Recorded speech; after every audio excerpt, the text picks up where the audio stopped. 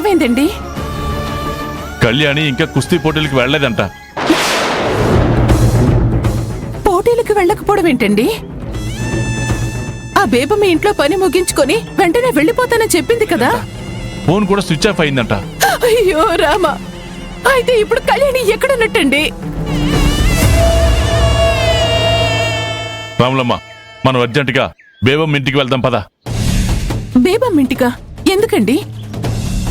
కళ్యాణియే చెప్పింది కదా, బేబమ్మ ఇంట్లో పని పూర్తి చేసుకుని ఆ తర్వాత పోటీలకు వెళ్తానని. అవును, నాకు తెలిసి ఆ బేబమ్మ ఏదో ఒకటి చేస్తుంటుంది.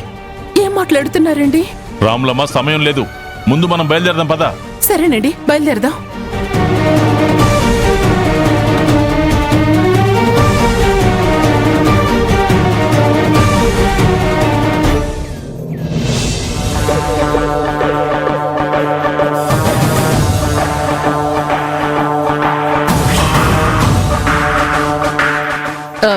మీరందరూ నేను పిలవగానే ఇక్కడికి వచ్చినందుకు చాలా సంతోషం. పంతులు గారు రావడానికి ఇంకా టైం పట్టేలా ఉంది. ఆయన వచ్చే ముందు మీకు కబురు పెడతాను, సరేనా?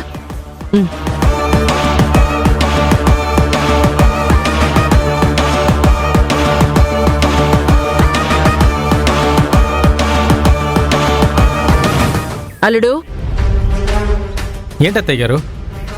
నువ్వు వెంటనే బయటికెళ్ళి ఆ కళ్యాణి బండి ఇంటి ముందు నుంచి తీసేసి ఇంటి వెనకాల పెట్టించు. ఎందుకు అత్తయ్య గారు? పొరపాటున మన ప్రసాద్ చూశాడంటే కళ్యాణి పోటీలకి వెళ్లలేదని అర్థమవుతుంది. దాంతో స్టోర్ రూంలో ఉన్న కళ్యాణిని వాడే విడిపించే అవకాశం ఉంది. బాగా అర్థమైంది అత్తయ్య గారు. కళ్యాణి ఇంటి నుంచి వెళ్ళిపోయిందని మన ప్రసాద్ గారు నమ్మాలంటే అక్కడ దాని బండి బామర్ది చూడకుండా నేను దాయాలి, అంతే కదా? కరెక్ట్. త్వరగా వెళ్ళి ఆ పని చెయ్యి. అలాగే అత్తయ్య గారు, ఇప్పుడు వెళ్ళి బండి దాచిపెడతా. అంటే ఇప్పటిదాకా కళ్యాణి ఇంటి నుంచి వెళ్ళిపోయిందేమో అనుకున్నాను. తనని స్టోర్ రూంలో బంధించారా? ఆమె అరుపులు ఎవరికీ వినిపించకూడదని అలా లౌడ్ స్పీకర్ పెట్టారా? లేదు, ఎలాగైనా సరే కళ్యాణిని విడిపించాలి.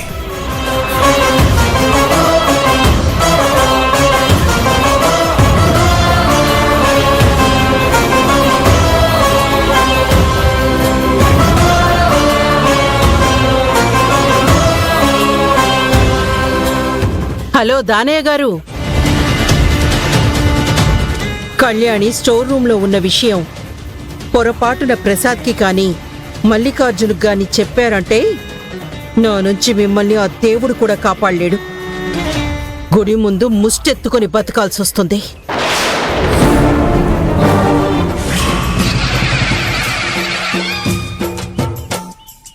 అమ్మా భవానీ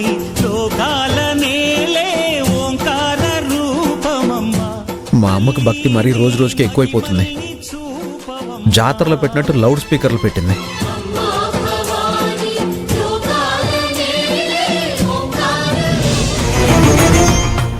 అమ్మయ్యా, సమయానికి మా ప్రసాద్ దేవుళ్ళ వచ్చాడు. ఏదో ఒక విధంగా వీణ్ణ స్టోర్ రూమ్ వరకు పంపించగలిగితే కళ్యాణిని స్టోర్ రూంలో బంధించిన విషయం ప్రసాద్కి తెలిసిపోతుంది. దాంతో ప్రసాద్ ఖచ్చితంగా కళ్యాణిని కాపాడుతాడు. ఏం చేయాలి?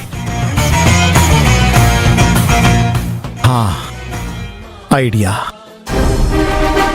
యారా తమ్ముడు, కూరగాయలకు వెళ్ళి ఇంత ఆలస్యంగానే వచ్చేది? అందరికీ వంటలు ఎప్పుడు చేయాలి, భోజనం ఎప్పుడు పెట్టాలి? నా బాధ కూడా అదే. దేవుడి కోసం ఎలాగో ప్రసాదం చేస్తుంటారు కదా, అదే ప్రసాదం పెట్టేసేయండి, దాన్నే భోజనం అనుకుంటారు. బ్రహ్మాండమైన ఐడియారా. వంట చేసే సమయం లేదు, వంట చేయడానికి కళ్యాణి కూడా లేదు. కళ్యాణి వెళ్ళిపోయిందా? ఇందాకే వెళ్ళిపోయింది. పోనీలే, మన వల్ల తన లైఫ్ స్పాయిల్ అయిపోతుందేమోనని ఫీల్ అయ్యాను. తను తిప్పలేవో తనే పడుతుంది.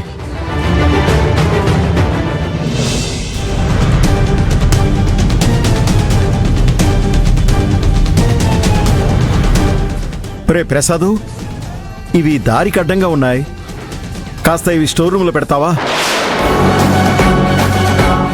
మీ ప్లాన్ నాకు అర్థమైంది. పాత సామాన్లు స్టోర్ రూంలో పెట్టించే వంకతో అందులో కళ్యాణి ఉన్న విషయం ప్రసాద్కి అర్థం కావాలని ఇలా చేస్తున్నారు. చెప్తాను. రారా. నువ్వు ఆగరా. ప్రసాద్ చేయాల్సిన పనులు వేరే ఉన్నాయి.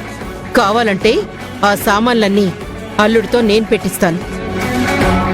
ఈ మాత్రం దానికి బావ ఎందుకమ్మా? స్టోర్ రూమ్ లో నేను పెడతాలే. ఇటీవ్ నాన్న.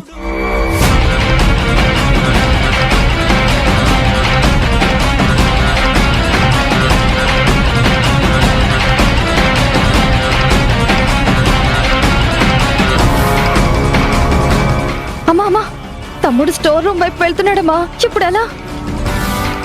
అంతా మీ నాన్న నిర్వాకం.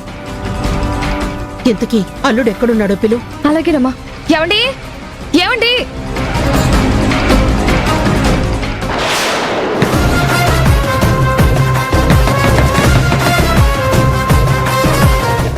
ప్లీజ్ ఎవరైనా తలుపు తీయండి, నన్ను పోటీలకి వెళ్ళనివ్వండి.